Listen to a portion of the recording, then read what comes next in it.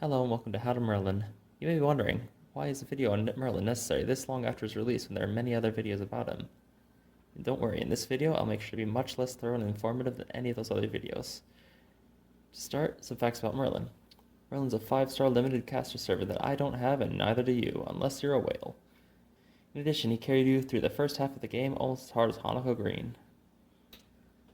Next, let's move on to his skills. I don't know what Merlin's first skill is, but I click it whenever it pops up and that seems to work well enough. Merlin's second skill is a party-wide invincibility, so you don't have to worry about defense while you click red buttons to do big damage. Merlin's third skill has several effects, the first of which is a 50% 3-turn buster buff. If you've played FGO long enough, you know how big even a 1-turn 50% buster buff can be, such as Saber's Mana Burst, or even Saber's Mana Burst. For a side-by-side comparison, here's the damage from a Buster NP with and without Merlin's buff, and as you can see, the difference really just speaks for itself. Luckily, both of these were average damage rolls to guarantee the accuracy here. In addition, this skill comes with a 3-turn max HP up for a panic heal when Merlin's about to die. And finally, a 100% crit damage up, which only lasts 1 turn and thus can't be used for 3-turn farming, so it doesn't matter. Merlin also has several passives that either help him gain NP or are useless.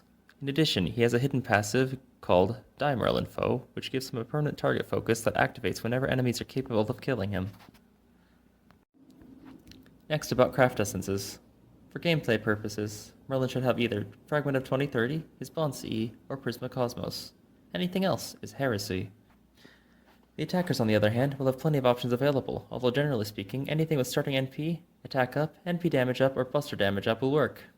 As you can see, on this team, I've opted to go with Black Grail. This is a popular option due to having a giant 60 to 80% NP damage up, at the small cost of 500 HP per turn. I decided on it for this team because on a team like this, there are plenty of options for NP charge, so damage takes more of a priority. Now we'll move on to Merlin's Noble Phantasm.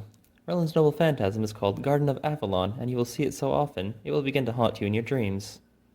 This is a strong support NP, which will give your entire party HP per turn, NP charge per turn, stars per turn, and even beluga whales per turn. Overall, I'd give Merlin a rating of extremely broken, as he was the most broken servant at the time of his release, and... What do you mean he gets power crept?